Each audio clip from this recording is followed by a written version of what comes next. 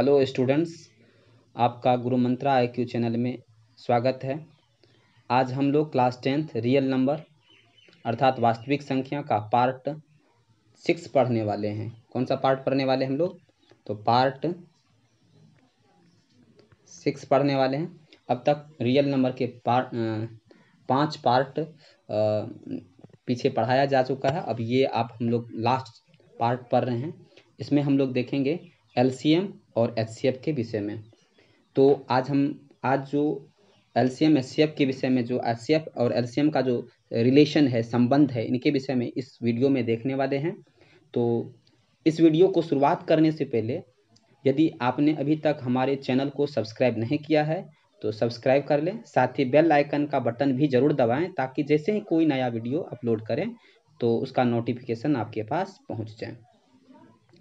तो हम लोग अब देखेंगे क्या LCM और HCF से का जो संबंध है, HCF और LCM का क्या है संबंध, किस तरह से है, और इस पर आधारित जो क्वेश्चंस हैं, प्रश्न है, इनके विषय में समझेंगे। यहाँ हम हिंदी और अंग्रेजी दोनों माध्यम में देखेंगे।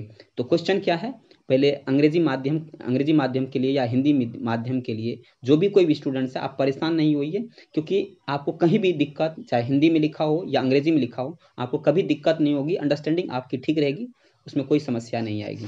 चलिए क्वेश्चन क्या है, तो क्वेश्चन है फाइंड द LCM, यानी LCM को ज्ञात करना है। LCM एंड HCF, LCM और HCF को ज्ञात करना। किसके LCM HCF को? 336 और 54, 336 और 54 के।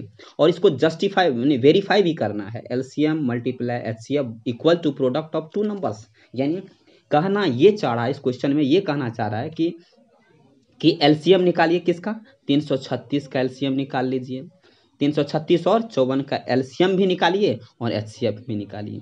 तो ये दो संख्या है ना, दो संख्या है। तो ये कह रहा है कि LCM भी निकालिए और HCF, दोनों का LCM निकाल लिए। कह रहा है LCM निकाल लीजिए, फिर क्या निकालिए? HCF निकाल लीजिए, फिर LCM HCF को निकाल लीजिए, निकाल करके दोनों को मल्टीप्लाई कर दीजिए। अब बराबर देखिए क्या ये होता है क्या? 336 गुना 54 कर दीजिए, यानी दोनों संख्या प्रोडक्ट ऑफ टू नंबर्स, यानी दो जो नंबर्स दिए गए हैं इन दोनों को मल्टीप्लाई कर दीजिए। यानी 336 और गुना 554 बराबर LCM गुना HCF होता है। यही लिखा हुआ है इस क्वेश्चन में, ये आपको चेक करना है। यानी लिखा है verify that LCM Guna HCF, LCM Guna HCF बराबर प्रोडक्ट ऑफ, प्रोडक्ट मतलब मल्टीप्लाई, प्रोडक्ट मतलब मल्टीप्लाई, मल्टीप्लाई करना है। इसमें क्या करना है? मल्टीप्लाई, मल्टीप्लाई का प्रोसेस को प्रोडक्ट करते हैं। जो रिजल्ट आता है मल्टीप्लाई कर, जैसे 2 और 5 को मल्टीप्लाई करके 10 आया, तो इस 10 को क्या कहते हैं? प्रोडक्ट कहते हैं। तो समझ में आ गया होगा प्रोडक्ट क्या है। इसमें मल्टीप्लाई करना होता है, इसमें मल्टीप्लाई करना होता है। तो प्रोडक्ट किसका? तो टू नंबर। तो टू नंबर कौन सा? तो 336 एंड 54 का। चलिए क्वेश्चन को हम लोग बनाते हैं, देखते हैं क्या होता है, कैसे इसको सॉल्व किया जाए, इस पर हम लोग विचार करते हैं। सॉल्यूशन की ओर बढ़ते हैं हम लोग। सबसे पहले आपको क्या निकालना था? LCM HCF, ये दोनों निकालना है, उसके बाद आप ये बना पाएंगे। चलिए हम लोग HCF निकालते हैं। तो HCF निकाल लिए, 54 से निकालेंगे। इस तरह से आपको निकालने आता है। और HCF हमको क्या है, लास्ट में जीरो आ गया, जीरो आ गया। तो जो लास्ट का जो जिससे आप ये जो B है, ये आपका बीच 12 क्या है? A है, और ये क्या है? Q है, और R क्या है? 0 है। तो आपने पहले से पढ़ रखा है इसमें। तो ये B क्या है? 6 है। तो HCF आपका क्या हो गया? 6 हो गया। तो आपको HCF फाइंड कर लिए। उसी तरह आपने LCM फाइंड करेंगे। 336 और 54 का LCM फाइंड कर लिए। तो 336 और 54 का जब LCM फाइंड कर लिए, तो इस तरह से आपको LCM फाइंड करने आता है, आप जानते हैं इसको। पहले भी पिछले वाले वीडियो में भी मैंने दिखाया था कि इस तरह से HCF और LCM कैसे ज्ञात कर, कितने तीन मेथड से दोनों को बताया था। तो इसमें मुझे नहीं लगता कि अब आपको कोई प्रॉब्लम हो रही होगी। अगर आपको प्रॉब्लम है तो आप यहाँ से समझ सकते हैं, यहाँ बनाया गया भी है, दिखाया भी गया है। चलिए HCF भी हमने निकाल लिया और LCM भी निकाल लिया। अब क्या कहा जा रहा था? वेरीफाई करने के लिए। चलिए वेरीफाई करते हैं। तो वेरीफाई क्या करेंगे? तो वेरीफाई कहता है वेरीफाई LCM गुना HCF बराबर प्रोडक्ट ऑफ टू नंबर्स। तो प्रोडक्ट ऑफ टू नंबर्स यानी दो संख्या, हिंदी में कहते हैं LCM मतलब लॉसॉ, HCF मतलब मॉसॉ, लॉसॉ गुना मॉसॉ बराबर दो संख्याओं का गुणनफल। चलिए दो संख्याओं का गुणनफल कह रहा है करने के लिए। तो यहाँ देखिए क्या लिखा है, लॉसॉ कितना है? 3024 आया है। मौसा कितना है? 6 आया है। तो दोनों को गुना किया तो कितना हुआ? 1800। 18,144 आया। सॉरी 18,000 क्या हुआ 144 आया। दो संख्याओं का गुणनफल कर रहा है, तो दो संख्या क्या सब था आपको 336 और 54 था। इनको भी गुना करिए, देखिए 18,144। इसका मतलब यह आपका जो है लॉसो और मॉसो आपने जो निकाला था 336 और 54 का, ये बिल्कुल राइट है। इसी तरह आपको चेक करके बताना था। यही क्वेश्चन खत्म हुआ। चलिए नेक्स्ट क्वेश्चन की ओर हम लोग बढ़ते हैं। नेक्स्ट क्वेश्चन आपका क्या है, गिवन, इसमें दिया गया है आपको, क्या दिया गया है, गिवन दैट HCF 306 और 657 इक्वल टू 9, यानी गिवन दैट क्या दिया गया है, गिवन मतलब दिया है, दैट क्या दिया है, तो HCF दिया है किसका, तो 306 और 657 का कितना दिया है, 9 दिया है। और फाइंड क्या करना है, यानी ज्ञात क्या करना है, एलसीएम ज्ञात करना है किसका, तो 306 और 657 का। क्वेश्चन आपको समझ में आ गया होगा। चलिए देखते हैं कैसे बनाएंगे, सॉल्यूशन कैसे करेंगे। तो सॉल्यूशन के लिए हम क्या करेंगे, तो सॉल्यूशन के लिए हम लोग करेंगे, यहाँ देखिए सॉल्यूशन बना में हिंट्स दे देते हैं आपको, आप बना लेंगे। क्या है कि हिंट्स में आपको क्या देंगे, तो यहाँ देखिए एलसीएम गुना एचसीएफ बराबर, आप जानते हैं दो संख्याओं का क्या होता है, गुणनफल। वी नो, हम लोग जानते हैं, हिंट्स में वी नो हम लोग जानते हैं कि एलसीएम गुना एचसीएफ बराबर प्रोडक्ट ऑफ टू नंबर्स, यानी दो संख्याओं का गुणनफल होता है, ये लिख लिए। फिर निकालना क्या था, एलसीएम तो निकालना था, एलसीएम ही तो निकालना था। तो एलसीएम बराबर क्या लिखेंगे, तो एलसीएम को इस साइड रख देंगे, जिसको निकालना इस साइड रख दिए, एचसीएफ को उठा करके यहाँ से यहाँ इस साइड कर देंगे, यानी दो संख्या का गुणनफल बटा क्या हो जाएगा, एचसीएफ हो जाएगा। मुझे लग रहा है कि आप लोग समझ गए होंगे कि दो संख्या का गुणनफल, दो संख्या का गुणनफल में क्या ले लेंगे हम, यहाँ देखिए दो संख्या का गुणनफल, तो दो संख्या क्या है 306 है, गुना क्या हो जाएगा 657 है, इसको लिख लेंगे। बटे में क्या दे देंगे, एचसीएफ, एचसीएफ कितना दिया गया था वहाँ, तो एचसीएफ आपको दिखा दें, एचसीएफ आपको यहाँ दिया गया, देखिए एचसीएफ आपका यहाँ कितना है, एचसीएफ यहाँ 9 दिया गया है। तो एचसीएफ आपको 9 दिया गया है, तो क्या करना है आपको, तो लिखना है, एलसीएम निकालना है। तो एलसीएम बराबर क्या हो जाएगा 306, क्या कहता है दो संख्याओं का गुणनफल था 306, तो दो संख्या क्या है 306 गुना 657 है। एलसीएम बराबर क्या हो गया, दो संख्या गुणनफल बटा एचसीएफ 9 हुआ था, तो एचसीएफ कितना है 9 है, तो 9 से भागा दे दीजिए। इससे इसको जो कैंसिल करने के बाद जो रिजल्ट आएगा वो आपका इनका एलसीएम निकल जाएगा। तो मुझे लगता है कि आप ये भी समझ में आ गया होगा आपको, आप बना लेंगे आराम से, और बना करके आप मुझे व्हाट्सअप करेंगे ताकि मुझे समझ में आ जाए। अगर समझ में नहीं आए तो आप मुझे कॉल भी करेंगे, और आपको तो पता है मेरा नंबर क्या है, मैंने पिछले वीडियो में भी अपना नंबर आपको बताया था। चलिए तो तीसरा क्वेश्चन क्या है, तीसरे क्वेश्चन को हम देखते हैं, तीसरा क्वेश्चन किस तरह का है। तीसरा क्वेश्चन है the HCF of two numbers is 145। HCF कितना है, एचसीएफ ऑफ टू नंबर्स, दो संख्याओं का एचसीएफ कितना, एचसीएफ इस बार फाइंड है आपको 145, एंड एलसीएम इज, अच्छा एचसीएफ और एलसीएम दोनों दिया है, HCF of two number 145, LCM इतना, और वन नंबर इज 702, एक नंबर दिया हुआ है आपको, दिया हुआ कितना है 725 दिया हुआ, तो फाइंड अदर। तो अब दूसरा संख्या निकालना है। तो आपको क्या पता है पहले से, ऑलरेडी क्या पता है, तो आपको ऑलरेडी पता है कि एलसीएम गुना एचसीएफ बराबर क्या होता है, दो संख्याओं का गुणनफल, यानी पहली संख्या, उसमें दो संख्या है तो यानी पहली संख्या है और दूसरी संख्या होगा। पहली संख्या को लिखे रोमन में 1n दे दिया, उसमें 2n दे दीजिए, पहली संख्या दूसरी संख्या इंडिकेट कर दिए, बस ऐसा समझिए। तो एलसीएम बराबर क्या निकालना है आपको, तब दूसरा संख्या निकालना है। तो दूसरा संख्या निकालने के लिए क्या करना होगा, तो आपने लिखा था first number multiply second number, होगा कि नहीं, यानी एलसीएम गुना एचसीएफ बराबर होगा पहली संख्या गुना दूसरी संख्या, होगा कि नहीं। तो आपको निकालना क्या है, तो पहला संख्या तो दिया हुआ है, एलसीएम भी एचसीएफ भी दिया हुआ है, दूसरी संख्या निकालना है। तो दूसरी संख्या यानी सेकंड नंबर बराबर क्या हो जाएगा, तो सेकंड नंबर बराबर हो जाएगा एलसीएम गुना एचसीएफ बटे क्या हो जाएगा, फर्स्ट नंबर हो जाएगा। तो एलसीएम जितना है वो लिख लीजिएगा, एचसीएफ जितना है लिखना, फर्स्ट नंबर जितना है उसे डिवाइड करके जो होगा आंसर हो जाएगा। तो ये भी आपको समझ में आ गया होगा। चलिए यहाँ देखिए किया हुआ भी है, हिंट्स में दिया हुआ भी है, हिंट्स में क्या दिया हुआ है, एंड हिंट्स बराबर एलसीएम गुना एचसीएफ बराबर first number and second number. तो दूसरी संख्या बराबर यानी सेकंड नंबर बराबर क्या होगा, एलसीएम गुना एचसीएफ बटा पहली संख्या, यानी हम दिया हुआ एलसीएम आपको कितना दिया गया है, तो एलसीएम आपको दिया गया 2175, और एलसीएम कितना दिया गया है, एचसीएफ कितना दिया है, तो 145, एलसीएम भी दिया है एचसीएफ भी दिया है, और वन नंबर भी दिया है। तो वो पहली संख्या यानी वन नंबर माने पहली संख्या नीचे कर देंगे, और फिर कैंसिल करके आप इनको बना लीजिएगा, ठीक है। अगर कैंसिल करने में भी अगर प्रॉब्लम हो तो आप मुझे कॉल करेंगे, और मैं आपको इसको समझाऊंगा फिर से एक एक करके। चलिए फिर अब हम आगे आगे देखते हैं।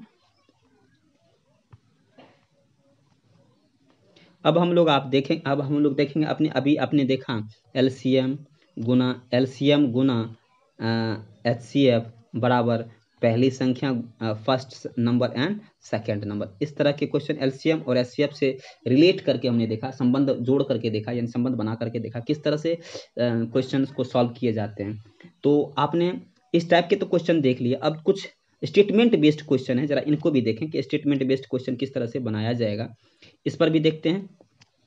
ये देखिए statement, important questions of the real number, यानी रियल नंबर के। अब हम लोग एलसीएम एचसीएफ से संबंधित देख लिया, अब हम देखेंगे important question of the real number. Real number से संबंधित जो इंपॉर्टेंट क्वेश्चन है, कुछ ऐसे क्वेश्चंस हैं जो थोड़ा हटकर है, उसको भी हम आपको बताने की कोशिश कर रहे हैं। जरा देखिए तो इसको कैसे आप देखेंगे। तो देखिए क्वेश्चन एक, पहला नंबर का क्वेश्चन क्या है, तो जांच कीजिए कि किसी प्राकृत संख्या n के लिए संख्या 6 टू दी पावर n का इकाई अंक शून्य हो सकता है। क्वेश्चन है कि आपको ये चेक करना है, check whether 6 to the power n can end with the digit 0 any natural number n, अगर any natural for any natural number n।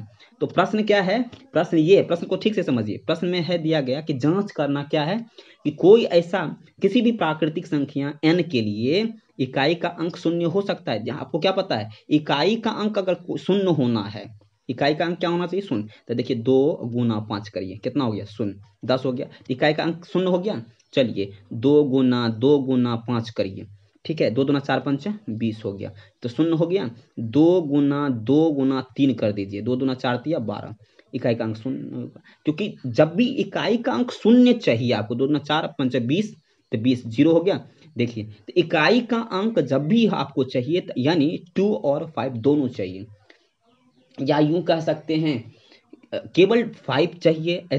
केवल 5 अगर रह जाए किसी संख्या में तो भी नहीं हो सकता। जैसे देख लीजिए एक बार, तो जैसे अभी हम अगर कहें, ये देखिए 4 अगर ये संख्या ना ले 7 मल्टीप्लाई 5 लीजिए, तो 5 है तो 35, क्या जीरो आया, नहीं आया। केवल 2 ले लीजिए, 7 मल्टीप्लाई 2 14, आया, नहीं आया।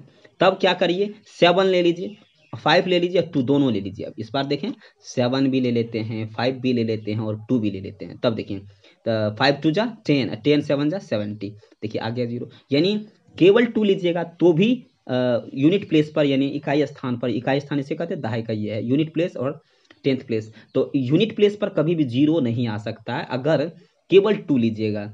केवल 5 भी लीजिएगा तो भी नहीं आएगा। इसका मतलब 2 और 5 दोनों लेंगे तभी कोई भी संख्या ऐसा होगा। तो क्या होगा, यूनिट प्लेस पर जीरो लाने के लिए 2 और 5 दोनों का जरूरत है। इसके 2 5 के अलावा केवल 2 रहता है तब भी नहीं आएगा, केवल 5 रहता है तब भी नहीं आएगा। यानी 2 5 कोई भी संख्या को मल्टीप्लाई करेंगे किसी भी संख्या से, 2 5 दोनों से एक साथ रहेगा, तभी कोई संख्या जो है यूनिट प्लेस में क्या होगा, जीरो होगा। चलिए देखते हैं इस क्वेश्चन को कैसे बनाया जाए। तो इस कॉन्सेप्ट को तो आपने समझ में आ गया होगा। चलिए देखते हैं बना करके इसको कैसे बनाया जाए। सॉल्यूशन की ओर बढ़ते हैं हम लोग। सॉल्यूशन क्या है, हम जानते हैं कि किसी संख्या के इकाई स्थान पर यदि शून्य हो तो उस संख्या का अभाज्य गुणनखंडों में, उनके अभाज्य गुणनखंडों में क्या होना चाहिए, 2 और 5 आना चाहिए। सही बात है कि नहीं, आना चाहिए। अभी आपने करके देखा। तो अभी यहाँ क्या है, 6 टू दी पावर n है कि नहीं, 6 टू दी पावर n को 6 का अभाज्य गुणनखंड करिए तो 6 का, तो 2 मल्टीप्लाई 3 हो जाएगा। इसमें केवल 2 है, 5 है नहीं है, 3 है 5 नहीं है। तो हम लिखेंगे यहाँ पर 6 टू दी पावर n का अभाज्य गुणनखंड 2 और 3 है, 2 और 3 है, 2 और 5 नहीं है। अतः 6 टू दी पावर n का इकाई अंक शून्य नहीं हो सकता। बस हो गया, इतना ही करना था इसमें। चलिए इंग्लिश मीडियम वाले भी सोच रहे होंगे कि भाई हिंदी में ही कर दिए, इंग्लिश में तो है नहीं। इंग्लिश मीडियम में भी आपको हम करके दिखा देते हैं। We know that any positive, मानेंगे वी नो, हम जानते हैं कि any positive integer end with the digit zero if the prime factorisation be 2 and 5 of that number, उस संख्या का प्राइम फैक्टराइजेशन क्या होना चाहिए, 2 and 5 होना चाहिए। चल बट 6 टू दी m के लिए क्या है, 2 multiply 3 to the power n है कि नहीं। तो यहाँ प्राइम फैक्टराइजेशन ओनली 2 है, 3 नहीं है, सॉरी 5 नहीं है। अब 2 एंड क्या होना चाहिए, 2 and 5 बॉथ होना चाहिए, लेकिन यहाँ 2 3 है 5 नहीं है, there is problem. So we are going here the prime factorisation of 6 to the power n is 2 and 3 not 2 and 5, hence 6 to the power n does not end with digit 0 for any natural number। तो आपने ये देखा कि कैसे 6 to the power n के लिए अगर 0 digit unit place पर चाहिए, 0 क्या चाहिए, यूनिट प्लेस पर चाहिए, तो उनके लिए 5 होना चाहिए। लेकिन यहाँ तो है क्या, 3 भी है, उसका प्राइम फैक्टराइजेशन में 3 है, 3 रहना कोई दिक्कत नहीं है, लेकिन 5 नहीं है, there is problem, there is the condition. इसलिए हम ये लिख सकते हैं कि ये जो है does not and with the 0 with digit 0 for any natural number. ठीक है, मुझे लगता है कि आप लोग को समझ में आ गया होगा। अगर आपको समझ में ना आए तो पॉज करके या फिर से दोबारा वीडियो को आप सुन सकते हैं, समझ सकते हैं। चलिए नेक्स्ट क्वेश्चन की ओर बढ़ते हैं। नेक्स्ट क्वेश्चन है एक्सप्लेन, क्या है, explain why 7 multiply 11 multiply 13 plus 13 and 7 multiply 6 multiply 5 multiply 4 multiply 3 multiply 2 and multiply 1 plus 5 are composite number. ठीक है, ये क्वेश्चन आपको बनाने के लिए दिया गया है और बड़ा बहुत आसान है ये। और दूसरा क्या है, दूसरा तो आपने देखा। तीसरा क्या है, तो इतना में 2 का उच्चतम घात निकाले। उच्चतम घात निकालने के लिए पहले बता देते हैं, और 3 और 4 का पहले हम आपको बता देते हैं। इसमें क्या कहा जाता है, 76 50 में 2 to the power a, 3 to the power b, 5 to the power c multiply 7 to the power d हो तो a plus b plus C D के मान निकाले। देखिए ये दोनों 3 और 4 बताते हैं आपको। जैसे एक क्वेश्चन बनाते हैं एग्जाम्पल के रूप में, ये आप बनाइएगा घर से, समझा दिया जाता है। यहाँ 3840 है, यहाँ हम आपको क्या ले लेते हैं, यहाँ हम ले लेते हैं 80 ले लेते हैं, सपोज करते हैं। चलिए 2 से हो गया कितना, 40 हो गया। 2 से ले लीजिए कितना हो जाएगा, 2 से 20 हो गया। फिर 2 से ले लीजिए 10 हो जाएगा। फिर 2 से ले लीजिए 5 हो जाएगा, सॉरी 10 से ले लीजिए, क्या हो जाएगा, 2 से ले लेंगे तो क्या हो जाएगा, सॉरी फिर से एक बार चलिए यहाँ करके देखते हैं। 80 ले लेते हैं, ठीक है, 80 से लेते हैं, 2 से 40 हो गया, 2 से 20 हो गया, 20 हो गया, और 2 से फिर लेते हैं तो क्या हो जाएगा, 10 हो गया। फिर लगेगा 2 से 10 में लगेगा कि नहीं, तो 2 से 5 हो जाएगा। तो आप देखिए तो 2 के उच्चतम घात की बात कर रहा है, पावर क्या चाहिए, हाईएस्ट पावर ऑफ 2 क्या हो जाएगा, तो 2 का हाईएस्ट पावर क्या होगा, 1 2 3 3 3 4 4 हो जाएगा। 2 2 जा 4, 2 जा 8, 8 2 जा 16 और 5 जा 80 होता है। चलिए ठीक है, आपका प्राइम फैक्टराइजेशन ठीक है। चलिए अब हम देखते हैं 2 का उच्चतम घात पूछ रहा था, 1 2 3 4, तो 2 टू दी पावर 4, यानी 2 का उच्चतम घात क्या हो गया, 4, आंसर हो गया। 5 का नहीं पूछा ना, तो 5 का नहीं करेंगे। चलिए ये तो क्वेश्चन आपको समझ में आ गया होगा। इसी तरह आपको क्या करना है, इसी तरह आपको बनाना 3840 का प्राइम फैक्टराइजेशन कर लीजिएगा। उसमें 2 का जो उच्चतम घात होगा, 2 जितना बार आएगा वही उसका उच्चतम घात होगा, तो वो आपका आंसर हो जाएगा। चलिए अब चौथा नंबर को हम करके दिखाते हैं। 76 50 दिया गया, क्या दिया गया है, 76 50 दिया गया। इसको हम कैसे बनाएंगे, ये देखिए। तो इसको बनाने के लिए सबसे पहले एक छोटा सा एग्जांपल ले लेते हैं। जैसे अभी हम ले लेते हैं, हम जैसे अब ले लेते हैं 120 ले लेते हैं, 120 ले लेते हैं। 2 से देखिए, 2 से 60 हो जाएगा, 2 से देखिए 30 हो जाएगा, 2 से देखिए 15 हो जाएगा, होगा कि नहीं। उसके बाद 3 से देखिए, 3 5 15 हो जाएगा, होगा कि नहीं। तो अब क्या कर रहा है, 2 का 3 का 5 का 7 का, तो यहाँ हमको क्या क्या है, 2 आया, 3 आया, 5 आया, तो 2 दूना 4, दूना 8, 8 तिया 24 पंच 120, 2 कितने बार आया, तो 2 1 2 3, 2 पावर 3 आया। 3 कितने बार आया, 1 बार आया, और 5 कितने बार आया, 1 बार आया। तो अब क्या कर रहा है, 2 पावर ए के जगह पर क्या आ गया, 3 आ गया। बी के जगह पर क्या आया, 5 के ऊपर में कुछ नहीं है, तो 5 के नहीं कुछ है, तो 5 पावर क्या है, बी बराबर क्या लिखेंगे, तो बी बराबर लिखेंगे 1, क्या लिखेंगे, 1 लिखेंगे। सॉरी 3, यहाँ बी है, यहाँ ए है, यहाँ सी है, तो सी बराबर क्या लिखेंगे, तो सी बराबर भी 1 लिखेंगे। फिर ए प्लस बी प्लस सी को जोड़ने का था, 3 1 4 1 5, आंसर हो गया।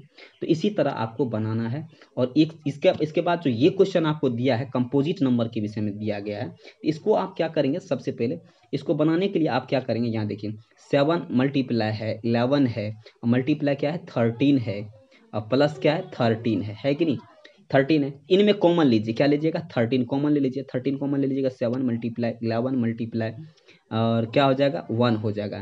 तो इस तरह से हो जाएगा 13 मल्टीप्लाई 11 7 जा 77, 1 78। तो देखिए कंपोजिट नंबर है कि नहीं।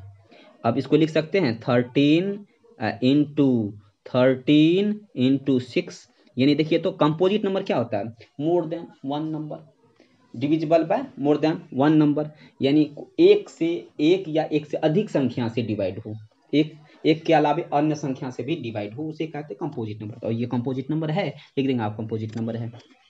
उसी तरह इनको भी आप करके बना लेंगे।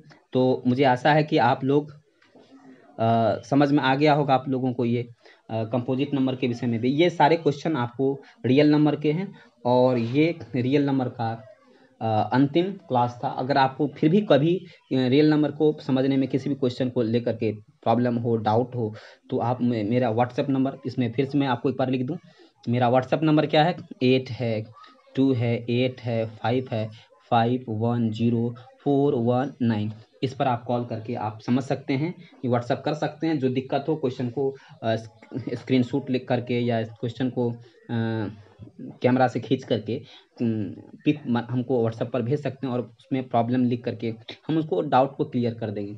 तो आप क्या करें, इस तरह से आप समझने की कोशिश करें।